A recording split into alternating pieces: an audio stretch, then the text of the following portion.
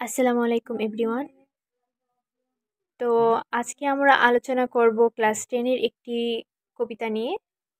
এটা 134 পৃষ্ঠার একটি কবিতা এবং কবিতার নামটি হচ্ছে টু মাদার্স রিমেম্বার ইট। লিখেছেন কবি জোয়ান স্নো ডানকানসন। তো আমরা কবিতায় চলে যাই। I had two mothers I claim. আমার ছিল দুটি মা এবং দুটি মার কথাই আমি দাবি করি বা দুটি মা আমি দাবি করি। Two different people yet with the same name. দুটি ভিন্ন মানুষ, তবে নামটি ছিল এক। Two separate women diverse by design. দুটি আলাদা নারী, আলাদা গড়ন বা স্ট্রাকচার, মানে ফিজিক্যাল স্ট্রাকচার যেটা, ওইটা বোঝানো হয়েছে। But I loved them both because they were mine. তবে আমি তাদের দুজনকেই ভালোবাসতাম, কেননা তারা দুজনই ছিল আমার। The first was the mother who carried me here. প্রথমজন ছিল সেই মা যে আমাকে এখানে এনেছে। Gave birth and nurtured and launched my career. জন্ম দিয়েছে, লালন করেছে আর জীবন শুরু করিয়েছে। She was the one whose feature I bear. তিনি ছিলেন সেই জন যিনি যার ফিচার্স বা বৈশিষ্ট্য কবি বহন করেন। Complete with the facial expression I wear. এটা পূর্ণত পায় মৌখিক যে অঙ্গভঙ্গি ছিল ওইটা ধারণ ধারা। She gave her love which follows me yet. কবির মায়ের পক্ষ থেকে কবি যে ভালোবাসা পেয়েছিল তা এখনও কবিকে অনুসরণ করে। Along with the example in the life she said. সেই সাথে জীবনের দৃষ্টান্ত যা করেছিলেন স্থাপন। কবির মা কবির জন্য যে লাইফের স্ট্রাকচার বা জীবনের যে চলার পথটা সেট করেছিল, স্থাপন বা সেট করেছিল, সেইটাই এখনও তার সাথে চলছে। As I goat older she somehow younger গ্রিউ। যখন কবি বড় হতে লাগলেন তখন সে তার মাকে আরও যুবতী হিসেবে দেখতে লাগলেন। And with loved as just mother and daughters too. এবং আমরা শুরু করলাম, বা কবি নিজের কথা বলেছেন, যেহেতু কবি শুরু করলেন মা এবং মেয়ে যেভাবে হাসাহাসি করে, আনন্দ বিনিময় করে, সেই ফ্রেজটা বা জীবনের সেই সময়টা। But then came the time that her mind clouded so. কিন্তু তখন এলো সে সময় যখন তার মনটা হলো মেঘলা বা মাইন্ড মেঘাচ্ছন্ন হয়ে পড়ল। And I sensed that the mother I knew would soon go. তখন কবি বুঝতে পারলেন যে মাকে তিনি চিনতেন, সে অচিরেই চলে যাবে বা পরলোক গমন করবে। Cause we all know that যে মৃত্যু একটা সময় সবাইকে ফেস করতে হবে। তো কবি ওইটা আর কি ওনার মায়ের জন্য অনুভব করা শুরু করলেন। এই so quickly she changed and turned into the other. সে দ্রুত বদলালো এবং অন্যতে পরিণত হলো। A stranger who dressed in the cloth of my mother. এক আগন্তুক যে আমার মায়ের পোশাক পরেছিল।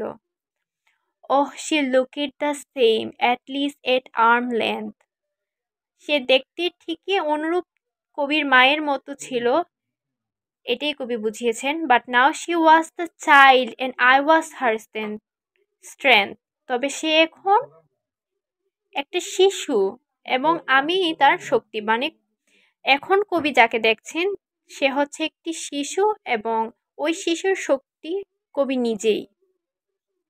We would come full circle we women three. আমরা তিন নারী পূর্ণ করি একটি বৃত্ত। My mother the first, the second and me. আমার মা প্রথম, দ্বিতীয়জন আমি, বা দ্বিতীয়জন কবি। কবি বুঝিয়েছেন প্রথমজন ছিল তার মা এবং দ্বিতীয়জন হচ্ছে কবি নিজে। And if my own children should come to a day. যদি আমার নিজের বা কবির নিজের সন্তান যদি আসে কোনো একদিন, when a new mother comes and the old goes way, পুরনো মা চলে যাবে এবং নতুন মা চলে আসবে। I will ask of them nothing that I didn't do, বলবো না তাদেরকে আমি যা করিনি।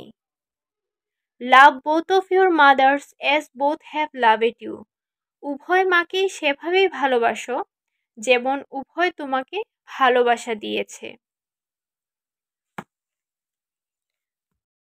সো এখানে কবির দুইজন মাকে নিয়ে ডিসকাশন করেছেন এবং দুইজন মায়ের সাথে তার সুন্দর যে সম্পর্কটা সেটি তুলে ধরার চেষ্টা করেছেন।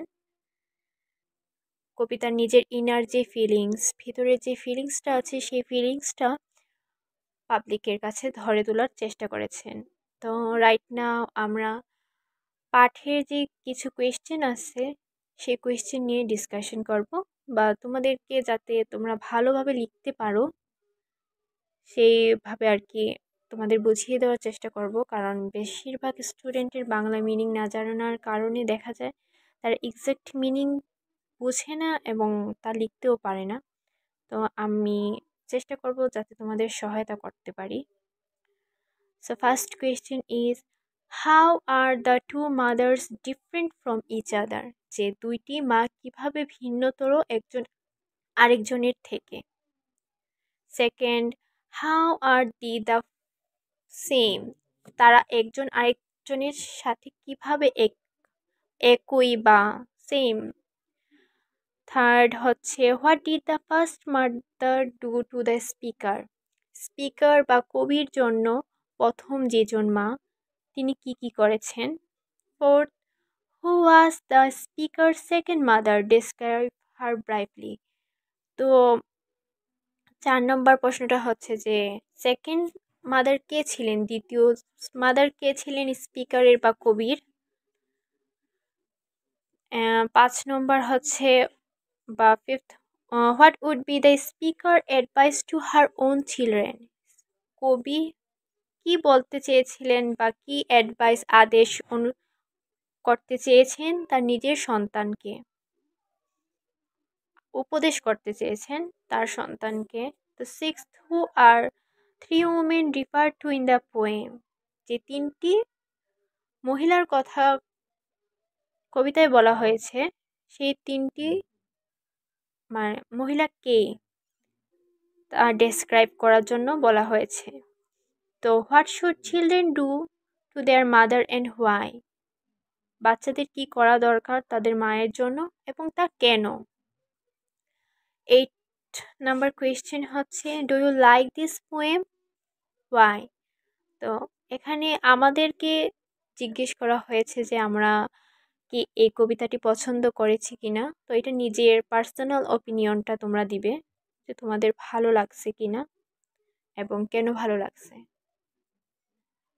So that's it for today. আল্লাহ হাফেজ।